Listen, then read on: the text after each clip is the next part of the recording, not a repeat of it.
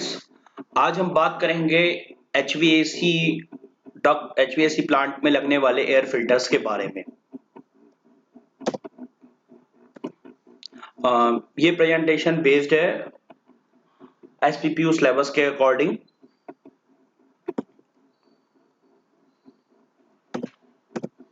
This is my small introduction profile. I will skip this. Okay, so the basic outline of the presentation is what is the importance of the filtration, then what is the composition of air. Through this we can understand which type of impurities we can filter through. We have challenge to the filtration process, and then after that what is the benefit for benefit of the filters when we installing in the HVAC equipment. Then after that what is the fundamental of air filtration, then after that filter design, then and after that there is a classification on the basis of their body fiber cells, and then after that types of filter. Then we have talk about the our modern filter they are using in the industry like HEPA and ULPA filter. Then after that we can and discuss about MERV factor, then in with references. Okay. So basically हम air filter हमको चाहिए क्यों, required क्यों, उसका importance क्यों है। सो the first thing is कि जब हम किसी एरिया में एक एयर कंडीशन एक डिजाइन करते हैं, प्लान करते हैं, तो ऑब्वियसली इट्स अ मैटर कि जो हमारे अंदर उसको यूज करने वाले हैबिटेंट हैं, ऑक्यूपेंट्स हैं, सो उनका हेल्थ फैक्टर को कंसीडर करना, लाइक कि we just controlling the air conditioning के it's only just maintaining the temperature and humidity, but not is not only कि खाली यही दो ही पैरामीटर को हम कंसीडर करें। सो जनरली हम लोग को एयर के अंदर की क्या क्वालिटीज हैं, उसके क्या कंटामिनेंट्स हैं, उसके अंदर क्या चीजें छन के आ रही हैं, फिल्टर होके आ रही हैं, लाइक बैक्टीरिया उसके अंदर नहीं है, या फिर डस्ट पार्टिकल, या फिर other types of impurities it's not available in that conditioned air. So we required air filtration for the good health of occupants or habitants. So through this table we can understand कि which type of impurities have what are the size they have. So for that size particularly we have designed the filter also.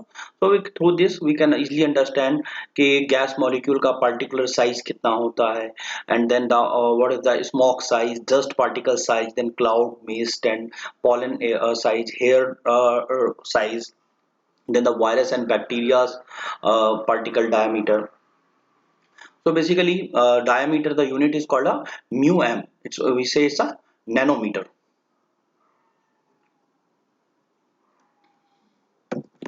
Okay, so the another thing is कि हम जब general भाषा में बात करेंगे, general language में, तो किसी भी इंडस्ट्री में ऐसा नहीं होता है कि they have got a detail कि हम लिखा होगा 1 माइक्रोन 1 म्यू एम 1 ऐसा वैल्यू ऑब्वियसली क्योंकि टेक्निकल शीट्स पे लिखा होता है।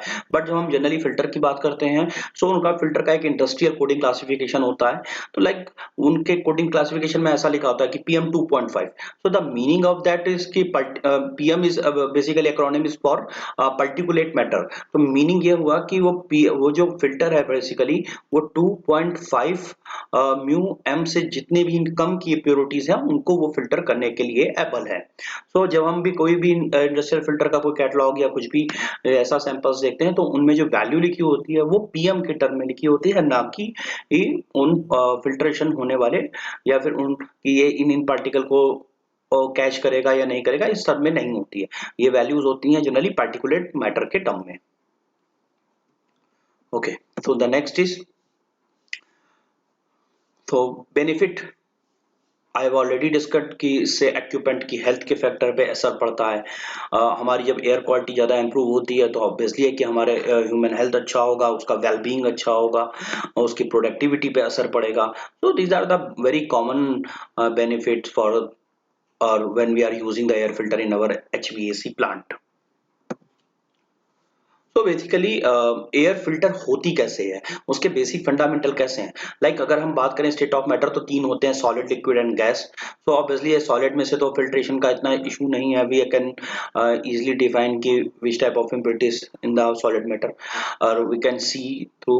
But there is the two major issue कि when we talk about the liquid तो ऑब्वियसली कि उसमें काफी सारी इम्प्योरिटीज घुली होती हैं, लिक्विड एंड गैस की बात करते हैं। So but there is something कि हाँ लिक्विड के साथ वो चीजें इजी होती हैं कि हम उनको एज एन एक फिल्टर मीडिया लगा करके we can easily catch it. But when we talk about air or gas, so gaseous matter, so then it's a little bit challenging. so the reason क्या होता है कि जो gaseous के साथ होते हैं जो particle कुछ तो उसके साथ घुले होते हैं और then कुछ ऐसे particles होते हैं जो कि उनसे लाइट वेटेड होते हैं एंड कुछ जो होते हैं जो हैवी वेटेड होते हैं। सो जो नंबर ऑफ इम्प्योरिटीज हैं, टाइप ऑफ इम्प्योरिटीज हैं, वो बेसिकली एयर में थोड़ा वेरिएबल होती हैं कि अलग अलग टाइप की होती हैं। तो इट्स अ वेरी चैलेंजिंग इन कि हम उनको कैसे एयर फिल्टर करते हैं। सो बेसिकली उनके लिए 3 to 4 types of techniques हैं। The first is called interception, then inertia basis, diffusion basis is and electrostatic. So one by one we see कि like जनरली क्या है कि कुछ पार्टिकल्स रहते हैं जिनका डाया साइज जो है वो हमारे फिल्टर के जो शीफ साइज होता है उससे बड़ा होता है, so it can directly stop to in a filter. Then the second thing is कि देयर आर कुछ ऐसे पार्टिकल्स होते हैं जो कि कुछ वेटेड होते हैं, लाइक उनका वेट जो होता है वो थोड़ा ज्यादा होता है, हैवी पार्टिकल्स होते हैं। तो वो क्या होता है डायरेक्टली फिल्टर मीडिया के साथ जो है वो एकदम ग्लूइंग में चिपक जाते हैं। तो ये मेथड होता है। Then after that there some particle they are very light weighted. तो उस केसेस में क्या होता है कि वो एयर वेलोसिटी के साथ शीव साइज से निकलते जाते हैं। तो जनरली होता क्या है कि वो हर फिल्टर मीडिया की जो थिकनेस होती है उससे वो हर तरफ से वो डिफ्यूज होते हुए दे filter in the output air.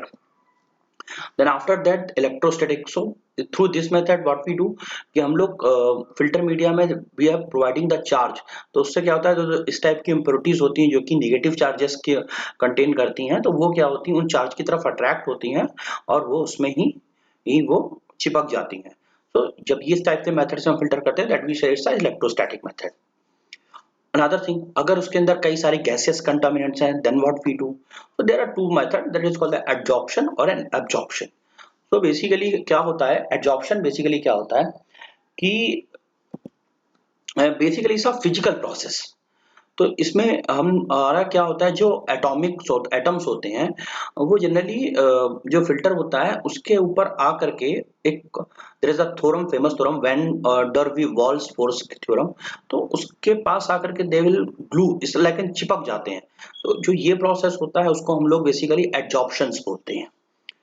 और जो हमारे एयर जो अदर सॉरी एंड जो अदर गैसियस एलिमेंट जो कि उसमें अब्सॉर्ब्ड हुए होते हैं तो उनको हम थ्रू अब्सॉर्बेंट यूज करते हैं जिनके थ्रू हम जो अदर गैसेस हैं उनको we catch in the filter. तो बेसिकली यूज होने वाले जो कॉमन अब्सॉर्बेंट है वो हमारा एक्टिवेटेड कार्बन ही है जिसको जनरली हम यूज करते हैं। अब हम बात करते हैं एयर फिल्टर की डिजाइन के बारे में।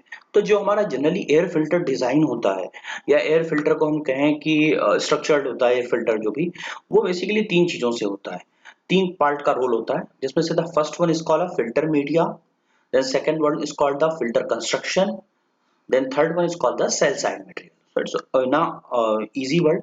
तो जो फिल्टर मीडिया होता है बेसिकली जो हमारा मेन पार्ट जो कि फिल्ट्रेशन के लिए रोकता है, जो भी फिल्टर मीडिया हम यूज करते हैं सेलुलोज या जो भी स्ट्रक्चर जो भी क्रिस्टल्स जो भी यूज करते हैं उनको हम लोग बेसिकली फिल्टर मीडिया बोलते हैं।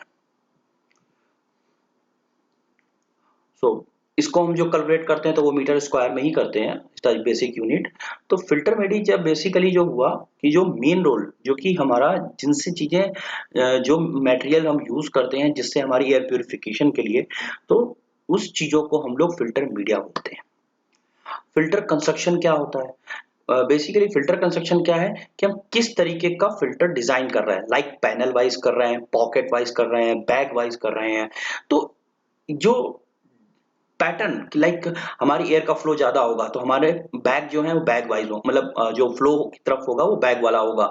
तो इस तरीके से जब हम कुछ मिक्स करते हैं, हम इस चीजों को क्लासिफिकेशन में देखेंगे, तो उसको हम लोग फिल्टर कंस्ट्रक्शन टेक्निक बोलते हैं। And then the cell side material, जो केसिंग जिसमें ही पूरा फिल्टर फिक्स होता है, तो वो जिस मटेरियल का होता है that is called the cell side material. तो बेसिकली जनरली वो प्लास्टिक मेटल्स का ही होता है।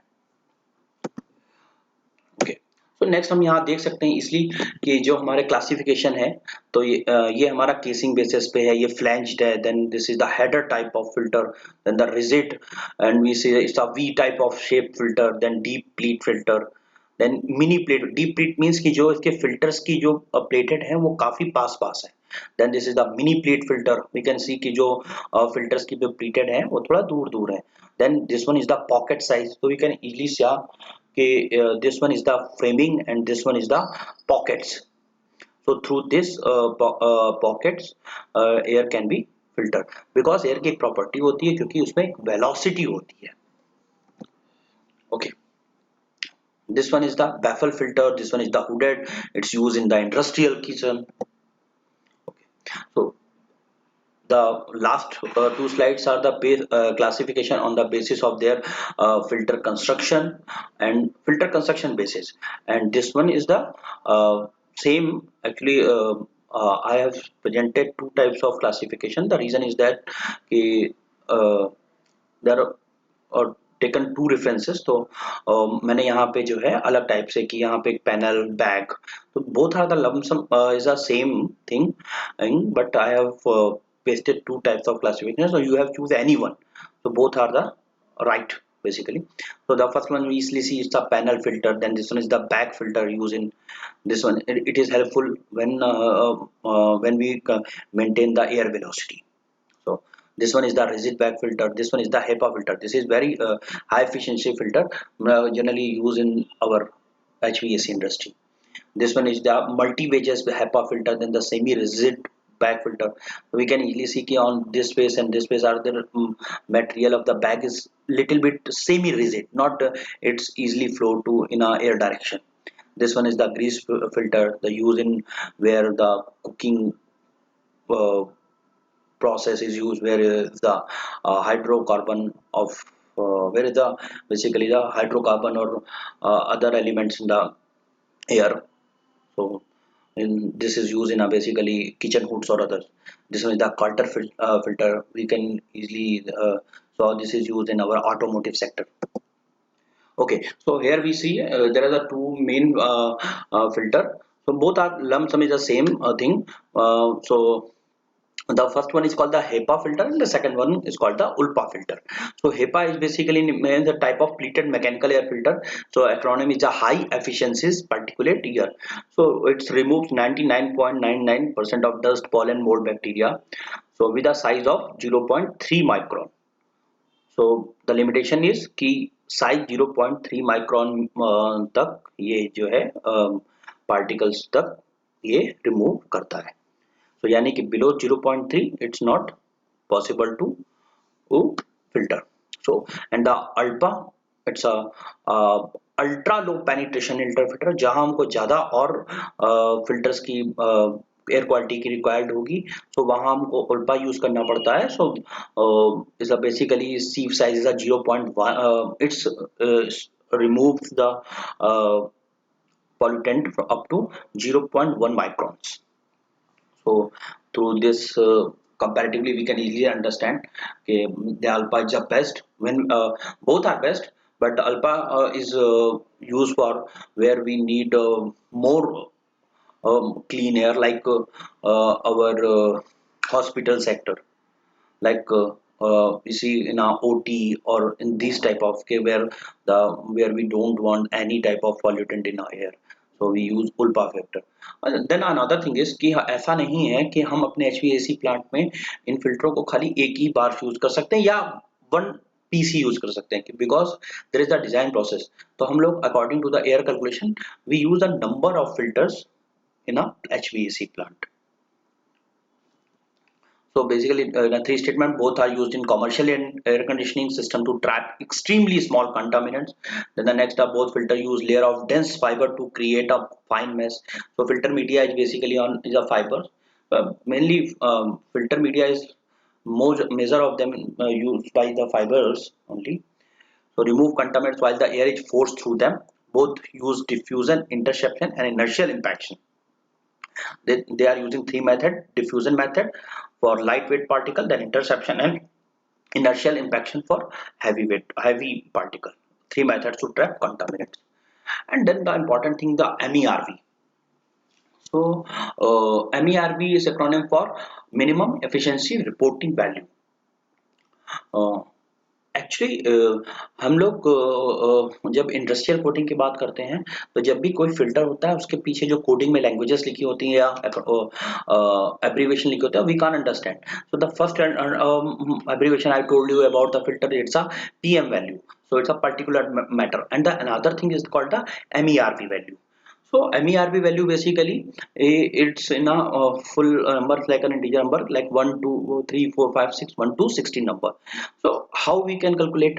So अगर किसी का पार्टिकल साइज 3 से 10 म्यू तक है और वो फिल्टर द 20% तक उस चीजों को पार्टिकल को रोक पा रहा है तो जो उस फिल्टर की रेटिंग होगी वो बिटवीन 1 to 4 होगी.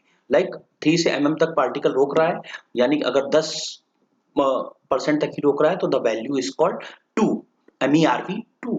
अगर वो 20% तक रोक रहा है तो यानी कि the value is MERV 4. So basically जो MERV 1 to 4 टाइप के फिल्टर होते हैं उनको हम लोग रेजिडेंशियल एप्लीकेशन या इंडस्ट्रियल में जो छोटी इंडस्ट्रीज होती हैं उनमें यूज कर सकते हैं.